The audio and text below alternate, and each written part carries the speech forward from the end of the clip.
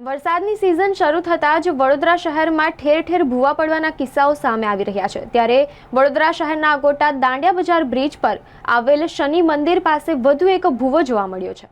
અકોટા દાંડિયા બજાર બ્રિજ પર શનિદેવ મંદિર સામે રોડ પર પુરાણ કરવાની કામગીરી યોગ્ય રીતે કરવામાં ન આવતા ભૂવો પડવાના કારણે આ મુખ્ય માર્ગ હોય નાગરિકોની સલામતી માટે પણ જોખમદાયક છે। ત્યારે વિસ્તારના કોંગ્રેસ પક્ષના કાઉન્સિલર બાળુ સુર્વે સ્થળ પર પહોંચી કોર્પોરેશનની કામગીરીને વખોડી હતી અને જલ્દથી યોગ્ય પુરાણ કરી કામગીરી હાથ ધરવામાં આવે તેવી માંગ કરી હતી।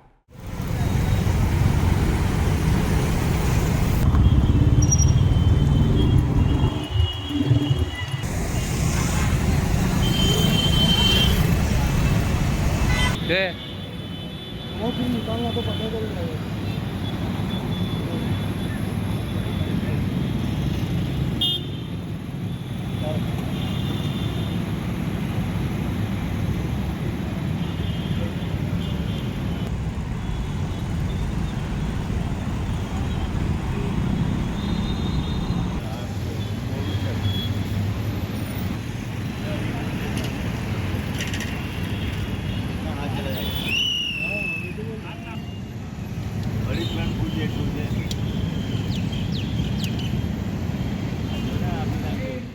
अकोटा ब्रिज 4 रस्ता वालो रोड है, बाजू में शनि मंदिर।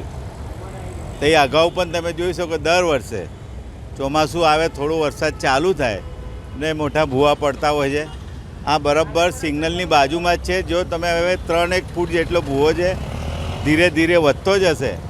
એટલે કેબલનું કામ કર્યું કે ડ્રેનેજની લાઈન નખાવવાની જે કામગીરી કરી હશે યોગ્ય રીતે પૂરા ન કરવાના લીધે આવા વડોદરા શહેરમાં અને અમારા વિસ્તારમાં ઠેર ઠેર જગ્યા આવા ભૂવા પડતા હોય છે। થોડા દિવસ અગાઉ કાળિયાપોળમાં તમે જોઈ શકો આખો ને આખો નવો રોડ બનાવેલો, આખો રોડ બેસી ગયેલો।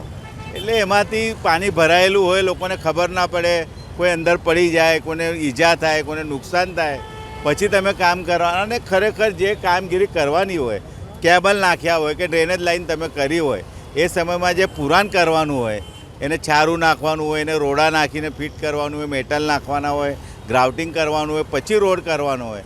પણ કોઈ પણ જાતની સુપરવિઝન ન હોવાના લીધે આવા વડોદરા શહેરમાં ઠેર ઠેર જગ્યા ભૂવા પડે છે। એટલે કોર્પોરેશનને ડબલ ખર્ચો થાય। એક તો કોન્ટ્રાક્ટર પહેલી વખત કામ કરે ત્યારે પૈસા લઈ જાય ને ફરી આવે અને રિપેર કરવા માટે ફરી પૈસા લઈ જાય। એટલે લોકોના પરસેવાના વેરાના પૈસા ખોટી રીતે વેરફાઈ રહ્યા છે એવું દેખાઈ આવે છે।